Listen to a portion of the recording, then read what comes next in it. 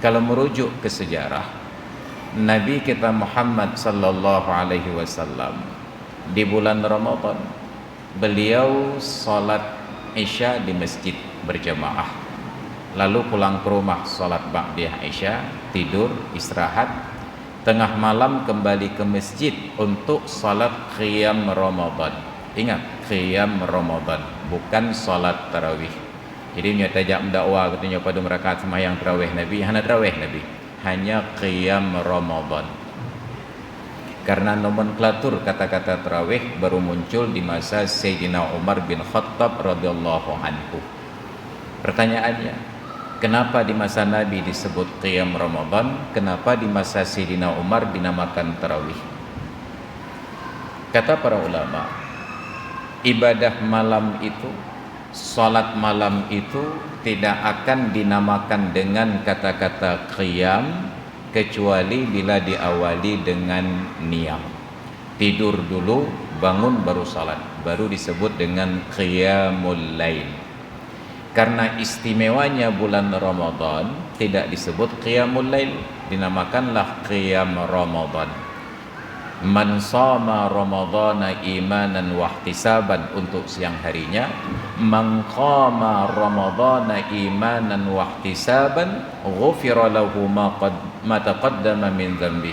Untuk malam harinya ada qiyam 8 rakaat. Kenapa di masa Sayyidina Umar dinamakan tarawih? Mereka tidak melaksanakannya setelah bangun tidur. Tetap saja antara salat Isya dengan salat malamnya itu dipisah. Salat Isya dulu, bubar, rumah, lalu yang berkeinginan seorang demi seorang kembali ke masjid, barulah oleh Sayyidina Umar sebagai khalifah beliau fasilitasi untuk dilaksanakan secara berjamaah dan dipimpin oleh seorang imam sebelum mereka tidur malam. Menjadi 20 rakaat di masa Sayyidina Umar. Maka hampir semua ulama yang menyebutkan di dalam kitab-kitab tulisan mereka, kitab fikih, kitab hadis dan lain sebagainya tentang salat tarawih 20 rakaat, tidak ada seorang pun di antara mereka yang katakan bahwa tarawih 20 rakaat lima fa'alahu rasul ataupun lil ittiba, karena mengikut Nabi.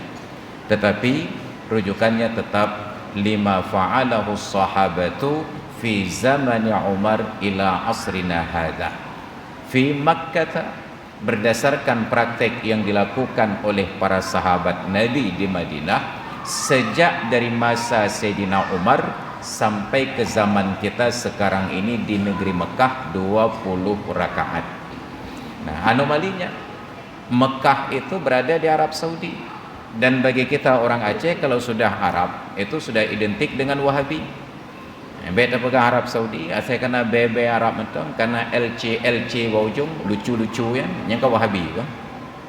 Makanya Ustaz Amri Fatmi kalau nana LC wujung, makanya Wahabi cik kira. Menyalin kalau pegang pengakuan sebagai Aswabi. Nah, saya tengok Aswaja cikan Wahabi. Ini Arab Saudi kita persepsikan sebagai Wahabi. Wahabi di Arab Saudi tarawihnya 20. Tapi teruk kena yang terpegang Wahabi yang 8. Yang toh yang Wahabi yang 28. Ini kan inkonsistensi ketika kita menyatakan sesuatu. Pokoknya asal beda dengan kita Wahabi bantu. Ini nauzubillah, ini hal-hal yang buruk dalam beragama. Maka tidak ada seorang ulama pun yang katakan tarawih 20 karena ittiba, ikut Nabi, tetapi tetap berdasarkan praktek sahabat sejak dari zaman Sayyidina Umar sampai zaman sekarang di negeri Mekah 20 rakaat. Kenapa disebut tarawih? Li'annahum kanu yastarihuna fi kulli arba'i raka'atin, karena mereka istirahat setiap 4 rakaat. 4 rakaat istirahat, 4 rakaat istirahat, 4 rakaat istirahat. Maka sekarang perdebatan antara tarawih 8 dengan 20 menjadi tidak relevan, menjadi tidak sesuai. Kenapa? Karena yang 8 tidak tidur dulu, yang 20 tidak istirahat dulu. Nah, jikalau yang sembahyang 8, nah yang tengok dia hana. Nah, jikalau 20, nah yang istirahat hana. Karena setiap 2 rakaat salam fadlan minallah wa ni'mah. Setiap 4 rakaat salam subhanal malikil ma'bud. Yang tahu istirahat. Maka istirahat itu seharusnya seperti jam istirahat di sekolah, yang kena tetap dalam ruangan, kena duduk mulang, yang kena lompat-lompat keluar, yang kena jajan, yang kena mano, silahkan. Itu waktu istirahat namanya. Tidak diatur dengan sebuah keseragaman. Ini anomali. Maka sekarang salat malam kita bulan Ramadan hanya formalitas tanpa makna. Apa yang terjadi? Karena tidak tepat waktu, kalau Nabi mengerjakan setelah bangun tidur, itu 4 tempat yang berbeda. Tadi salat Isya di masjid, Ba'diyah Isya di rumah, kemudian salat Qiyam Ramadan di masjid, witir pulang ke rumah. 4 salat di 4 tempat berbeda. Itunya 5 boh salat satu tempat. Mulai dari tahiyatul masjid 2 rakaat, salat Isya 4 rakaat, Ba'diyah Isya 2 rakaat, 8.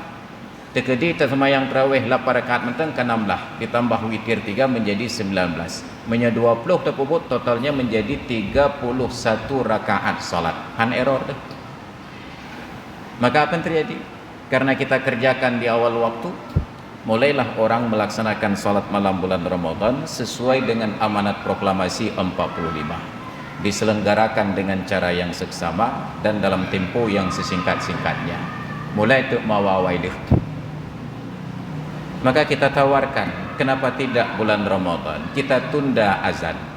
Tapi karena kita hidup di negeri yang memang kualitas berbahasanya sangat-sangat buruk, mereka tidak mampu membedakan antara menunda azan dengan menunda waktu. Tidak ada seorang makhluk pun yang mampu menunda waktu. Kenapa? Karena waktu kewenangan Allah Ta'ala. Kita hanya menunda azan. Pasti kurang. Ditolak mentah-mentah oleh MPU Aceh dan MPU Banda Aceh. Mentah-mentah itulah. Boleh kan gerebuh ile, gegoreng ile. Hanya nak langsung itulah ile. Luar biasanya. Nyo tengku-tengku yang duk ba MPU yang tolak, ba dayah ganyan pasti kurang di azan. Amartukal khaira lakin ma'tamartu bihi. Fama qawli laka idzan istaqimi. Lan yugata kubut tapi gerau hanau kerja. Mak ibu tu irakannya apa? Ini konsep sederhana. Ini ceknya ketua-ketua MPU bak dayah ganyan Bandung mulai dari luar Ramadan sampai dalam Ramadan jam 9 azan Isya. Ini patih len. Jam 9. Tapi begitu kita sarankan langsung dihujat peh temannya ke dia bak Buya Yahya Jawa Cirebon. Berikan Buya Yahya mentun talentik ketua MPU Aceh.